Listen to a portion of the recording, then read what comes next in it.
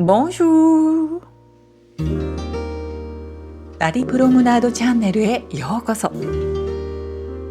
芸術の秋、今回はパリのエレガンスを象徴するような見事な美術館に参りましょう。動画の後半では日本人のパン職人が作るおいしいパンをフランスのおいしいお酒とともに楽しめるとっておきの場所をご紹介します。そして動画の締めくくりではセーヌ川源流の美しい秋景色もお届けしたいと思います。どうぞ最後までお楽しみくださいませ。この秋のパリの美術展の中でも注目されているジョルジュ・ラトゥール展はオスマン通りに位置するジャック・マール・オンドレ美術館で開かれています。この美術館は豪華な邸宅をそのまま美術館にしたものなんです。ネリー・ジャック・マールとエドワール・アンドレご夫妻の邸宅だったことからこの名前がついています。今回私は友人の佳子さんと一緒に訪ねます。エドワール・アンドレさんの肖像画がありました。親衛隊のユニフォームに身を包んでいるハンサムな主ですね。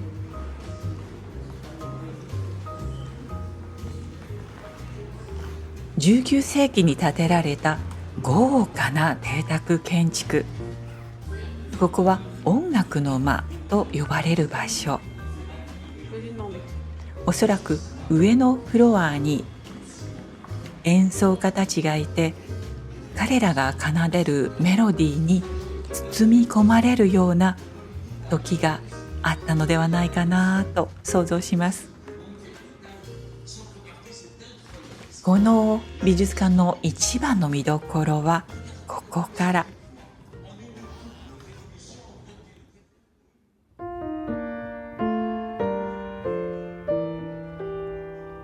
光を取り込むガラスの天蓋、左右対称の螺旋階段。見事な空間ですよね。この2つの螺旋階段の間にはこれもまた見事なフレスコ画があります。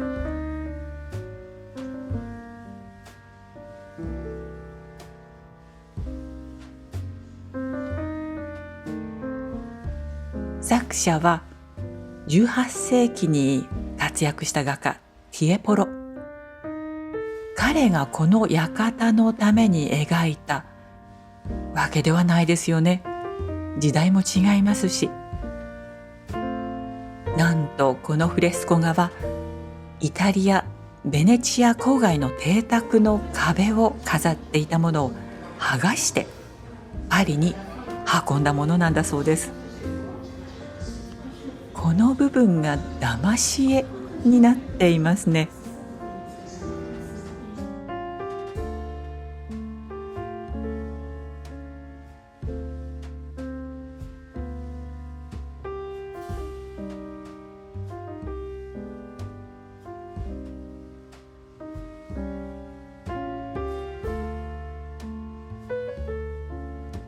先ほどの音楽の間を上から眺めるとこんな感じです。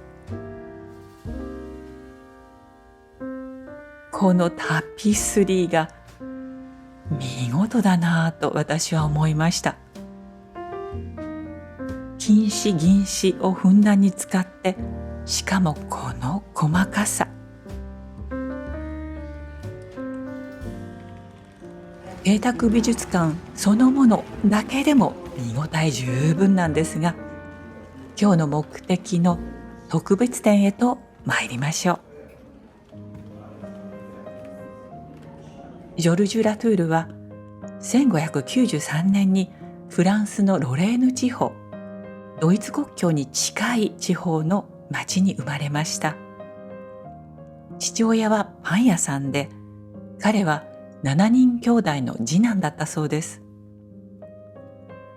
若い時の記録というのがほとんど残っていないようですが、20代で土地の貴族の娘と結婚して、リュネビルという町を拠点に活躍しました。けれども30年戦争が始まると、リュネビルの町は焼き討ちに遭い、彼らは家族はナンシーへと避難します。その後彼は時の王様ルイ13世にも所望される画家となります。そこまでの成功を遂げた画家ですが、彼は地元リュネビルで58歳の時に亡くなっています。死因は町を襲った疫病。妻と相次いで亡くなったのだそうです。今回の展覧会のタイトルは影と光の間。光と影を描いた画家としてはイタリアのカラバッチョがとても有名ですが、カラバッチョが何かドラマチックな動きを感じさせるのに対して、ジョルジュ・ラトゥールの作品には静筆さがみなぎっていると思います。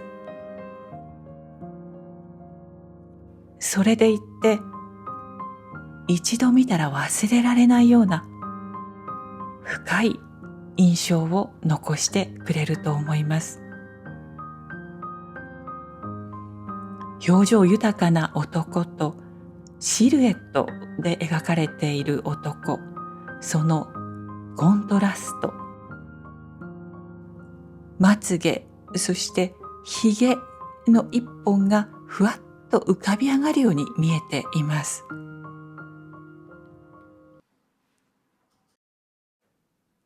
この絵画の前でアーティストでもある友人の佳子さんはこう言いました。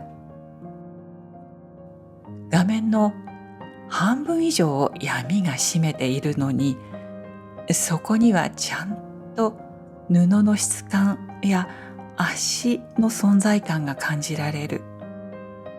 これがなかなかできることではないのよね。確かにその通りだと思います。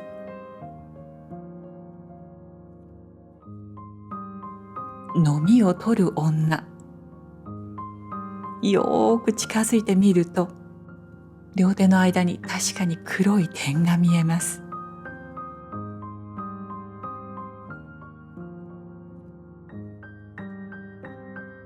ところでジョルジュ・ラトゥールは没後長い間存在を忘れられていた画家だったんだそうです。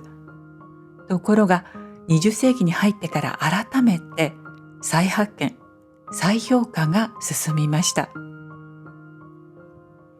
パリのオランジュリー美術館で展覧会が開催されると、それは美術界にとって衝撃をもたらしたそうです。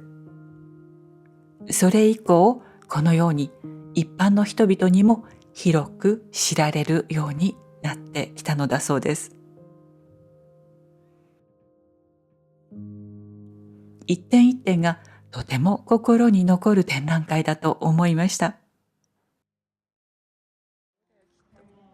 再び美術館の常設の部分を巡りましょう。イタリア絵画の名作がたくさん並んでいます。これらはネリーとエドワール夫妻2人が築いたコレクション。ネリー・ジャックマールは庶民の出ですが、肖像画家として生計を立てられるほどの腕前があったようです。エドワール・アンドレはパリの裕福な銀行家の御曹司。アンドレ家はナポレオン3世時代に最盛期を迎えた名門で、エドワールは軍隊から政界へ。彼は芸術品への情熱も持っていて、それが2人を結びつけました。2人の出会いはネリー31歳、エドワール39歳の時だったそうです。彼ら夫妻がいかに美しいものを愛していたかということが、この邸宅が物語ってくれるように感じられます。ネリーは彼女の死後、この邸宅とすべてのコレクションをフランス学士院に寄贈するという遺言を残しました。条件は、邸宅を美術館として一般公開すること、作品の配置を一切変更しないことでした。それらが守られているおかげで、この膨大なコレクションと邸宅を私たちは今こうして体感することができます。こちらはネリーの寝室。天蓋付きのベッドがあります。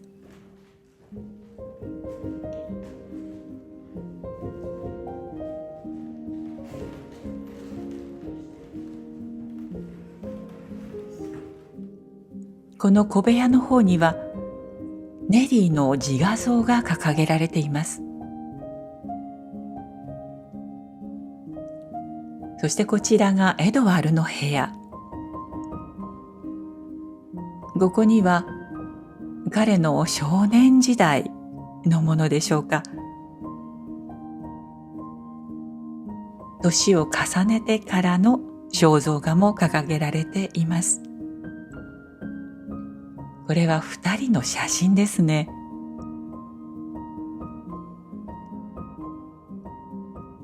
こちらはエドワールさんの寝室。家具もとても趣味が良い、エレガントですね。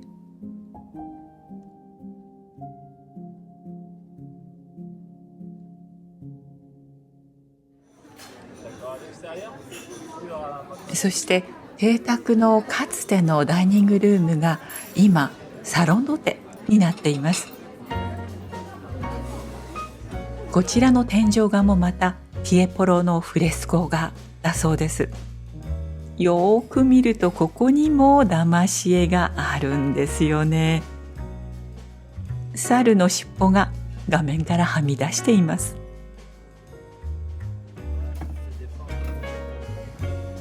その空間が素晴らしいだけでなく、ケーキがとっても充実しているんです。2023年に世界一のパティシエにも選ばれたフランスの女性パティシエニナ・メタイエさんのケーキも味わえます。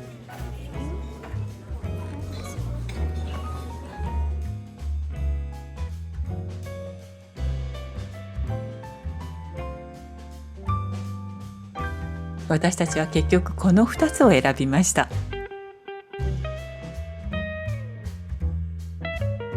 まずこちら、ニナ・メタイエさんがこの美術館のために作ったケーキ。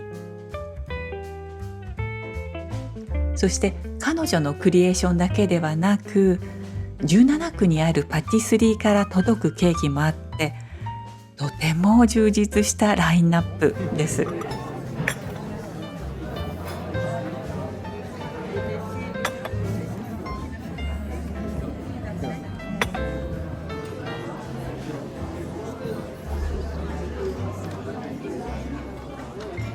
この美術館オリジナルのケーキをいただくのは私2回目なんです。ですが中身が前回とは違っていました。中にはクアの実とカシス、その下にはナッツと蜂蜜が仕込んであってサクサク感も味わえます。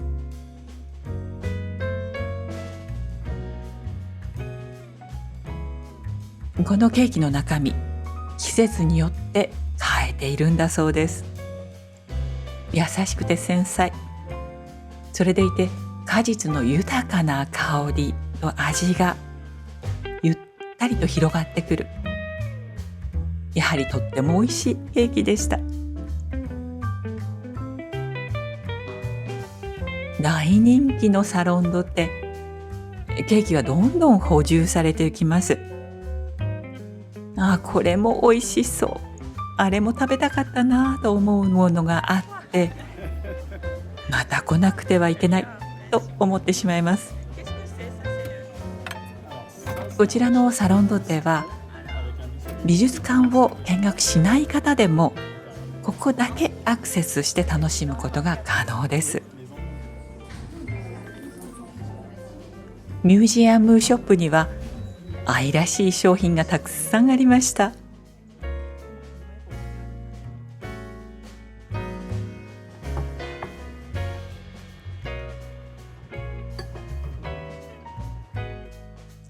ご夫妻の肖像画がポストカードになっていました。ジョルジュ・ラトゥール展は2026年1月まで開催されていますが、美術館そのものが本当に魅力的なんです。ですので、それ以降でも訪れてみる価値のある場所だと思います。さて、ところ変わってこちらはパリ5区。日本のお惣菜パン、しかもものすごく美味しそうなものを売っている店があるらしいという情報を佳子さんからいただきました。そこで私はサンジェルマン大通りを東の方へ向かって歩いています。ラ・キャーヴ・アリアンス、このワイン専門店で日本の惣菜パンが買えるってことなんです。最初私は火曜日に行ってみたのですが、お目当てのお惣菜パンがたくさん並ぶのは金曜日とのこと。そこで私は金曜日に改めて佳子さんと一緒に出かけてみました。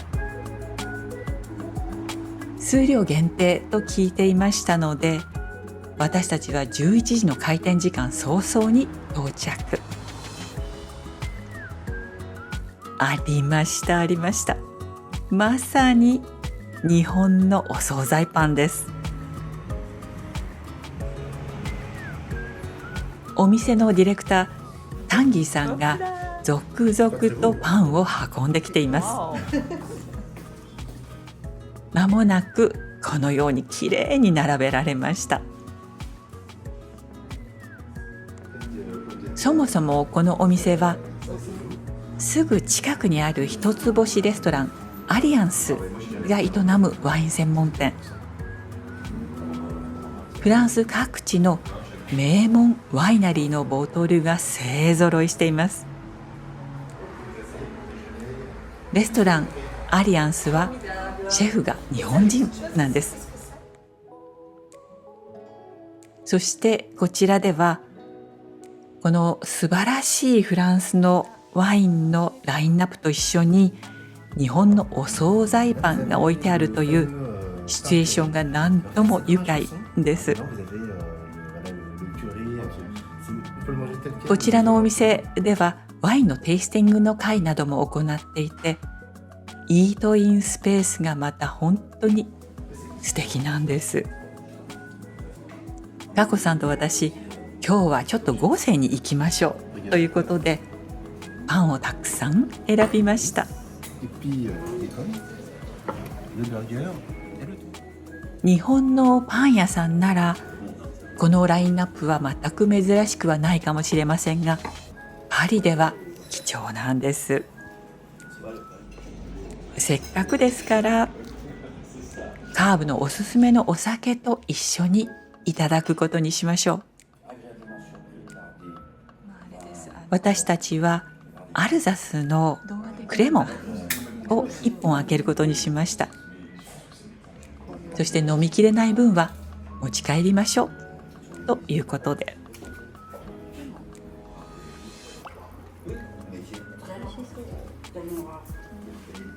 日本人の私たちにとってみると、このいかにも庶民的なお惣菜パンをおしゃれな空間でナイフフォークでいただくっていうのがちょっと面白い体験ですよね。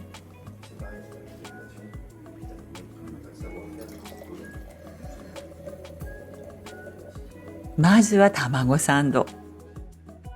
これはもう王道の美味しさ。そこにほんのりナツメグが効かせてある感じがします。こちらはコロッケサンド。じゃがいもの味がこちらは濃いんですよね。キャベツもシャキシャキ。なかなか美味しいです。そしてこれはタンギーさんもとても好きとおっしゃっていたカレーパン。私も大好きです。こちらもすごく丁寧に作ってるなっていうのがわかりますでしょ。脂っこさが全くないんですよね。こちらはツナをトッピングしたパン。このパンにはハムが練り込んであるんですよね。これお酒のおつまみとしてはもう最高でした。これらのパン、誰が作っているんでしょうか。藤江陽介さん。フランスでパン作りを始めて、現在ではレストランアリアンスはもちろんのこと、複数の星付きレストランから求められるパンを作っていらっしゃいます。でこれらのお惣菜パンはそもそもレストランのまかないで出してたものなんですって。それらがとっても美味しいということで、このカーブでも販売することになったのだとか。陽介さんのスペシャリティはパンオフファン、干し草のパン。パン作りの材料のお水として干し草を浸して、そこから香りを抽出したものを使っているんですって。とっても興味深いですよね。私たち2人かなりお腹いっぱいなんですが、これもスペシャリティの一つ。ぜひ食べてみたいと思いました。このフラン、焙煎したそば粉を使っているんです。パイ生地の部分も本当に美味しいこと。この日、ここに並んでいた干し草のパンとパンドカンパーニュを私は久しぶりに訪ねるセーヌ源流の家へお土産にしようと思います。セーヌの源流のことはこのチャンネルですでに何度かご紹介しています。源流の女神様の洞窟。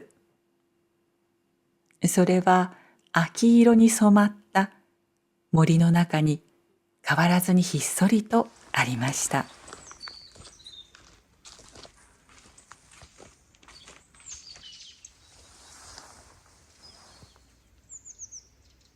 その週末、セーヌの源流では特別なイベントがありました。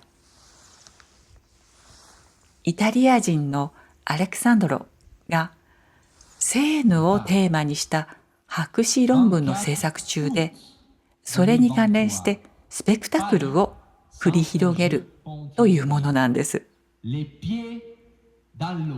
そのイベントに集まってくれた人たちに、おやつとしてセーヌ源流の家のマダムマリジャンヌが美味しいものを用意したいと思っていました。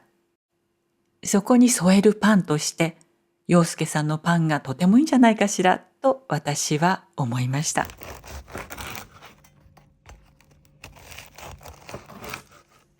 心を込めて丁寧に作られたパンを自然の中で心優しい人たちと味わう。その美味しさはまた格別でした。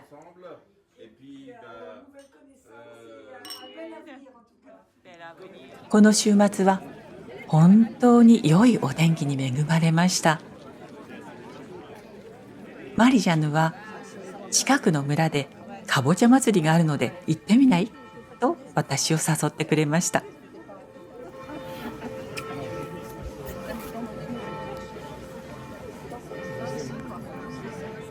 見てください。こんなに素敵にかぼちゃがデコレーションされていました。これらのかぼちゃは買うこともできるみたいです。見ているだけでも私はなんだかとっても楽しい気分になりました。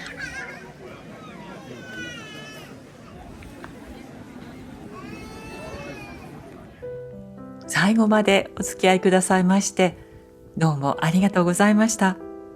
今回の動画はいかがでしたでしょうか。芸術と食欲の秋、パリ、そして田園でそれぞれの秋のひとときをお楽しみいただけましたでしょうか。この動画が良かったと思われたらどうぞ高評価、そしてチャンネル登録をお願いいたします。お寄せいただくコメントがいつもとても励みになっております。ありがとうございます。ではまた次回の動画でお会いいたしましょう。アビアントー。